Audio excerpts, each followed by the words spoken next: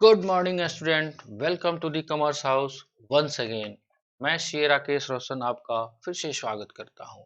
आइए आज का टॉपिक जो स्टार्ट करना है उससे पहले आपसे एक इंफॉर्मेशन डिस्कस करना है कि द कॉमर्स हाउस जूम पे ऑनलाइन क्लासेस 11th और 12th का स्टार्ट कर चुकी है। और अपकमिंग बैच जो है 24 अगस्त से 24 अगस्त 2020 से न्यू बैचेस स्टार्ट होंगे, जो कि 12th के लिए 6 to 7 एंड 11th के लिए 7 to 8 में चलेंगे। अगर जिन लोगों को इच्छा है कि वो ऑनलाइन क्लासेस को ज्वाइन करना चाहते हैं तो मेरे इस व्हाट्सएप नंबर पे वो आप मैसेज करके अपना रजिस्ट्रेशन करा सकते हैं। रजिस्ट्रेशन स्टार्ट है और संडे तक रजिस्ट्रेशन 23 अगस्त 2020 तक चलेगा और 24 तारीख से आपका क्लासेस स्टार्ट हो जाएंगे। चलिए आज का टॉपिक हम डिस्कस करते हैं। आज का टॉपिक जो है अपना वो है अकाउंटेंसी फॉर 11th में लेक्चर नंबर 11 है, जिसमें हम आज डिस्कस करेंगे ओपनिंग एंट्री के कॉन्सेप्ट के बारे में और साथ साथ बैड डेट्स के बारे में। और उसके ऊपर एग्जाम्पल नंबर 14 ए जो बेस है उसको हम समझने का कोशिश करेंगे। तो चलिए आइए बढ़ते हैं आज के टॉपिक की तरफ। उससे पहले आपसे रिक्वेस्ट है कि अभी तक आपने इस चैनल को लाइक शेयर और सब्सक्राइब नहीं किया है तो प्लीज कर लीजिए और बेल आइकन को प्रेस कर दीजिए। आइए हम एक बार कोशिश करते हैं आपके साथ डिस्कस करने का ओपनिंग एंट्री के बारे में। आइए आपके सामने जो स्क्रीन पे दिख रहा है आपके बुक का ही कॉन्सेप्ट है, उसको मुझे बस डिस्कस कर देना है। आइए ओपनिंग एंट्री के बारे में कह रहा है every form start its new books in the beginning of each year. ये ऐसा कॉन्सेप्ट इसलिए निकल के आ रहा है क्योंकि कोई भी ऑर्गेनाइजेशन है हर साल उसका बुक्स क्लोज होता है और फिर नए साल में उसका बुक्स का फिर से शुरुआत होता है। तो कह रहा है कि पीछे का जो उसने क्लोज किया है उसका जो क्लोजिंग होगा वहीं अगले पीरियड में ओपनिंग बैलेंस आएगा। तो यहाँ पे थ्योरेटिकल कॉन्सेप्ट भी निकल के आ रहा है every form start its new books in the beginning of year since closing balance of last year, देख रहे हैं आप ध्यान से देखेंगे, लास्ट ईयर का closing balance have been carried forward to the next year, तो अगले साल लेके जाएंगे, सिंपल सा बात है। The first entry in each year journal will be recorded in the previous year closing balance। ये सारी बातें निकल के आएगी। तो जो भी आपके पर्सनल और रियल अकाउंट के जो बैलेंस है वो आपके सामने ओपनिंग में आके स्टार्ट हो जाएंगे। तो आप ऐसा सिंपल समझ लीजिए कि लास्ट ईयर जो क्लोज हुआ है बैलेंस वो इस साल के करंट ईयर में आपका ओपनिंग में आके कैसे लेके आएंगे, उसके लिए एक जर्नल एंट्री पोस्ट करेंगे, उसके लिए एक बात कर रहे हैं। आइए एक एग्जांपल भी अपने सामने है। वो कह रहा है for example the following balances appear in the books of Gopal on 1 April 2020। ये आपके पास गोपाल के बुक्स में 1 अप्रैल 20 को ये बैलेंसेस है। ये आपका एसेट्स का बैलेंस दिया हुआ है।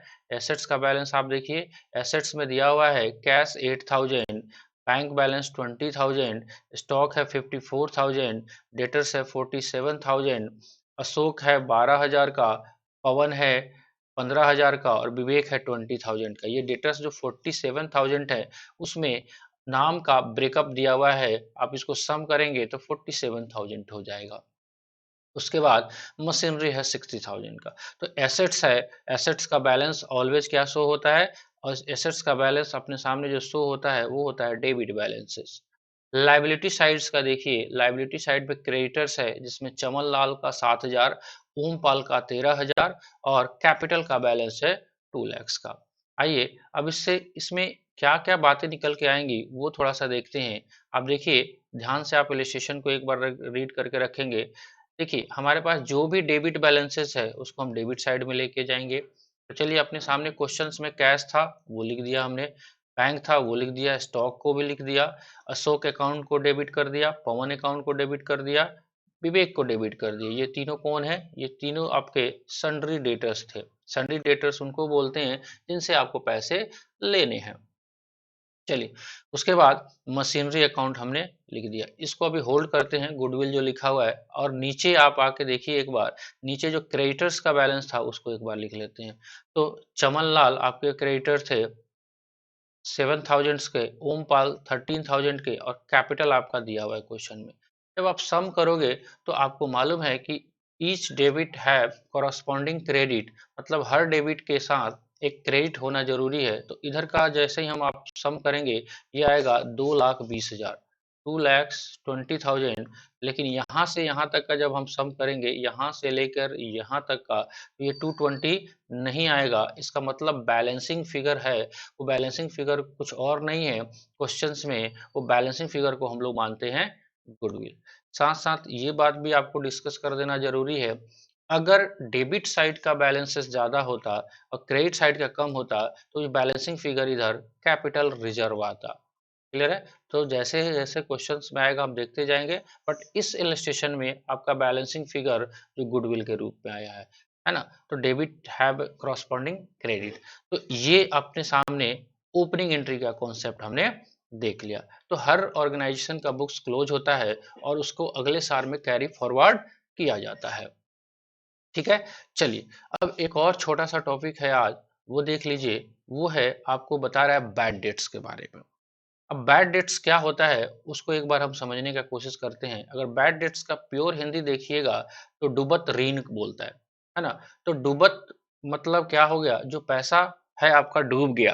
अब बैड डेट्स थोड़ा सा और कॉन्सेप्चुअली देखिए, बैड डेट्स का ओरिजिन कहाँ से होता है। मेरा हमेशा ये मानना है कि आप कैसे क्वेश्चन को करना है उस पर मत जाइए, आप पहले उस कॉन्सेप्ट को समझने का कोशिश करिए कि बैड डेट्स होता क्या है।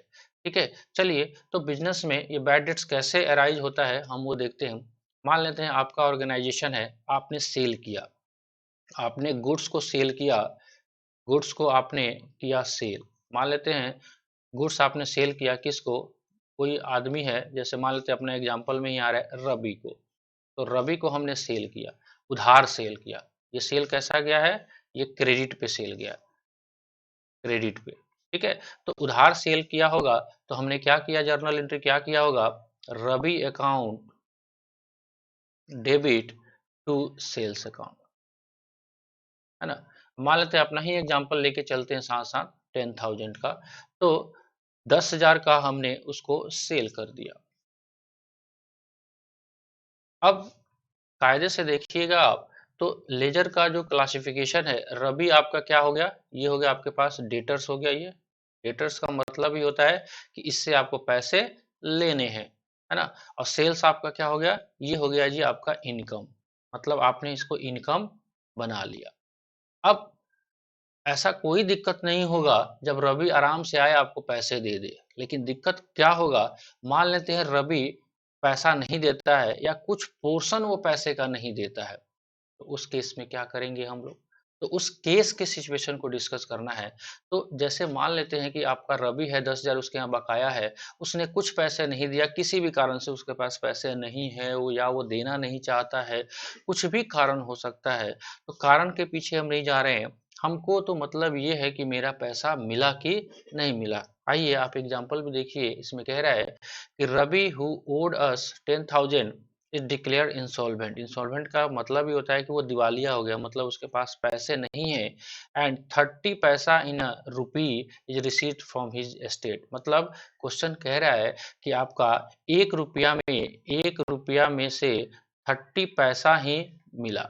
तो हमारा उसके यहाँ बकाया कितना था, 10,000। तो 10,000 का 30% कितना हो जाएगा, 10,000 इंटू 30% इक्वल टू 3,000। मतलब रवि ने 3,000 रुपया तो दिया, बाकी का पैसा वो नहीं दिया। तो उसके केस में हम कैश जो आएगा, तो debit what's comes in cash को हम डेबिट कर देंगे 3,000 से, है ना। अब बैड डेट से एक लेजर बनाएंगे, ये बैड डेट्स अपना खर्चा हो गया, क्योंकि आपने इनकम बनाया हुआ है 10,000 रुपये का। आपने ये मान लिया कि मेरा इनकम हो गया, बट वो इनकम आया नहीं, आया तो 3,000 ही। तो उसमें से कुछ पैसा जो आपका डूब गया, वो 7,000, उसको डुबा दीजिए और रवि के अकाउंट को आप क्लोज कर दीजिए क्रिएट करके। तो यही कॉन्सेप्ट है आपका बैड डेट्स का। अब आइए इसको थ्योरेटिकल को देखिए एक बार, इस प्रैक्टिकल की मदद से समझने का कोशिश करिए।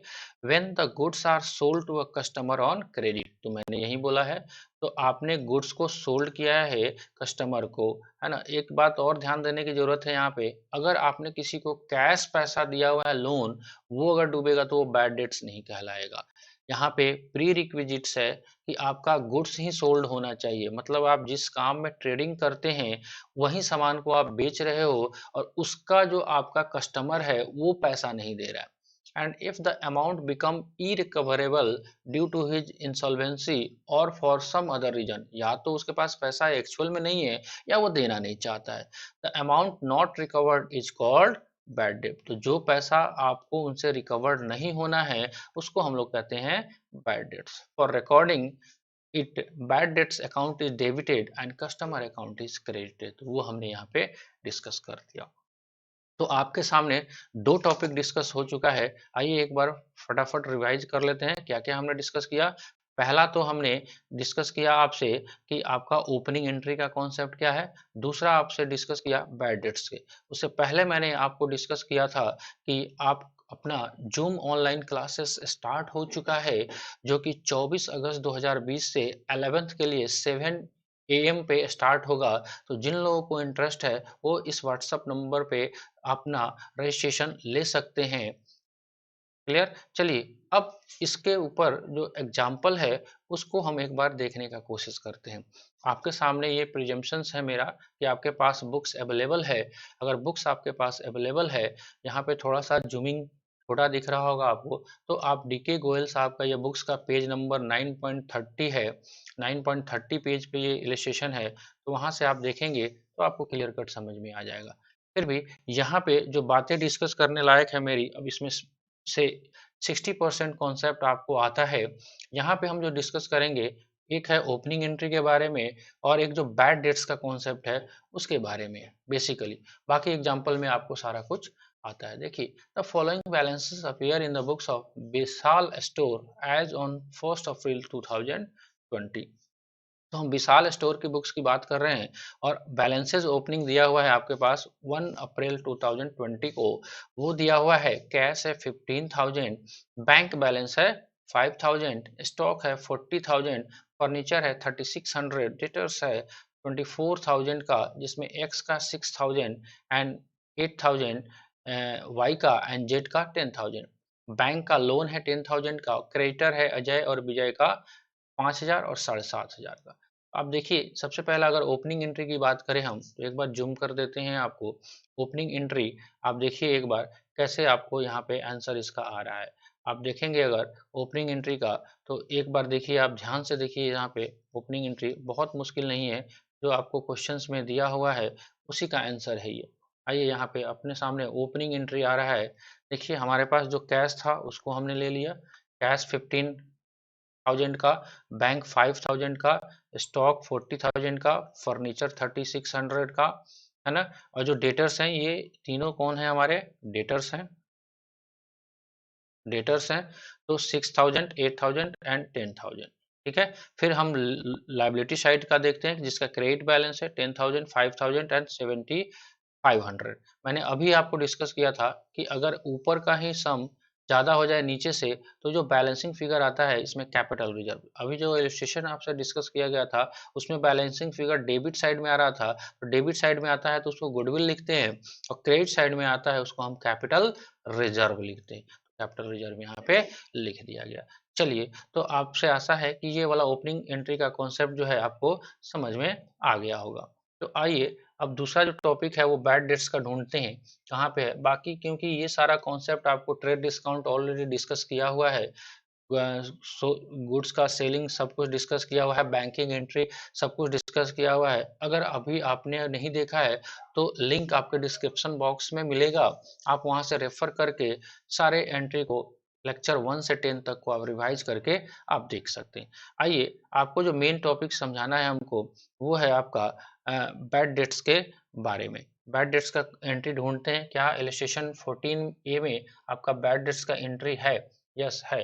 आइए यहाँ पे हमारे सामने ये ट्रांजेक्शन निकल के आ रहा है, Z becomes insolvent and 40 paisa in rupees could be received from his state by cheque which is deposited into bank. तो जेड से अपना जो भी पैसा लेना है उसका 40% आपका रिकवर हो रहा है। तो सबसे पहले हमको ढूंढना पड़ेगा कि जेड से जो कितना उसके यहाँ बकाया है। तो आइए हम जेड का बकाया ढूंढने का कोशिश करते हैं कि जेट को क्या क्या ट्रांजेक्शन हुआ है। आइए एक बार जेट को देखते हैं, क्या जेट के यहाँ पैसे पहले से भी पैसा बकाया था क्या। चलिए, जेट के यहाँ 10,000 रुपया पहले से बाकी था, है ना। तो एक बार हम यहाँ पे वर्किंग करते चलते हैं कि हमारे पास जेट के यहाँ 10,000 पहले से बकाया था। उसके बाद हमने क्या जेट को बेचा भी है सामान, देखते हैं एक बार सर्च करते हैं क्या जेट को हमने सामान बेचा है। हाँ, received from cheque from Z 2000, तो 2000 का चेक हमको जेड से पहले ही मिल चुका है, तो 2000 का हम माइनस कर देंगे क्योंकि 10,000 उसके यहाँ बाकी था और हमारे को 2000 मिल गया। चलिए और देखते हैं cash sales deposits old Z becomes, नहीं कुछ दिया हुआ है ना। तो जो 10,000 अपना बकाया था उसमें से 2000 रुपया क्या हुआ मिल चुका है, तो बचा हमारे पास 8,000। अब 8,000 में से आपके पास क्वेश्चंस बोल रहा है कि आपका 40% ही रिकवर हो पा रहा है। तो 8,000 का अगर हम कैलकुलेटर लगाएं, एक बार देखिए 8,000 का 40% अगर आप देखेंगे, आप 8,000 का 40% एक बार कैलकुलेटर से आप कोशिश करेंगे, हम लोग करने का, कैलकुलेटर लेते हैं और 40% उसको लगाने का कोशिश करते हैं। चलिए 8,000 का 40% आपको कितना होना चाहिए, आप देखिए यहाँ पे 8,000 आपके सामने कैलकुलेटर शो हो गया। चलिए हम यहाँ पे करते हैं 8,000 इंटू गुने 0.40 इक्वल टू हाउ मच 3200, यानी कि अब एक बार इसको हम हाइड कर देते हैं। 3200 का आपके पास पैसा आ गया, तो 3200 आ गया तो डूब कितना गया, अगर 3200 आपके पास आ गया तो बैलेंसिंग कितना डूब गया, 3200 आपके पास आ गया तो 5 3 8 4800 का आपका बैड डेट्स हो गया। तो आइए इसको एक बार देखते हैं हम और इसको एंट्री को देखते हैं कहाँ पे किया हुआ है हमारे सामने। तो आइए सर्च करते हैं हम आंसर में इसको एक बार, कितना आपका बैड डेट्स हुआ है ये।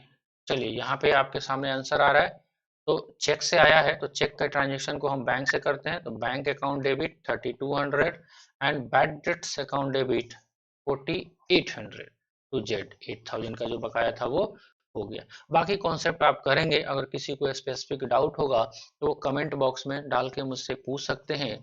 और लास्ट में आपसे फिर से एक बार अनाउंसमेंट कर रहे हैं हम कि आपका जो जूम ऑनलाइन क्लासेस जो आप चाहते हैं वर्चुअल क्लासेस ज्वाइन करना, रिकॉर्डेड से तो ज़्यादा बढ़िया ही होगा जिसमें आप अपने डाउट को लाइव शेयर कर सकते हैं। तो जूम पे क्लासेस अपना स्टार्ट हो रहा है 11th के लिए, वो हो रहा है 24 अगस्त 2020 से। बिल्कुल नया बैच है और टाइमिंग 7 AM से रहेगा। तो जिन लोगों को रजिस्टर्ड करना है आप मेरे व्हाट्सएप नंबर 9572 561573 पे व्हाट्सअप करके अपना रजिस्ट्रेशन आप इनरोल कर सकते हैं, ताकि आपको क्लास स्टार्ट होने से पहले आपको लिंक शेयर किया जा सके और आप इजीली आप ज्वाइन कर सकें। चलिए तो आज का वीडियो आपको कैसा लगा आप कमेंट बॉक्स में लिख के मुझे बताइएगा, और अगर कोई डाउट हो तो कमेंट बॉक्स में आप लिख के हमसे पूछ सकते हैं। चलिए मिलते हैं हम नेक्स्ट लेक्चर में, तब तक के लिए मुझे इजाज़त दीजिए। जय हिंद, जय भारत।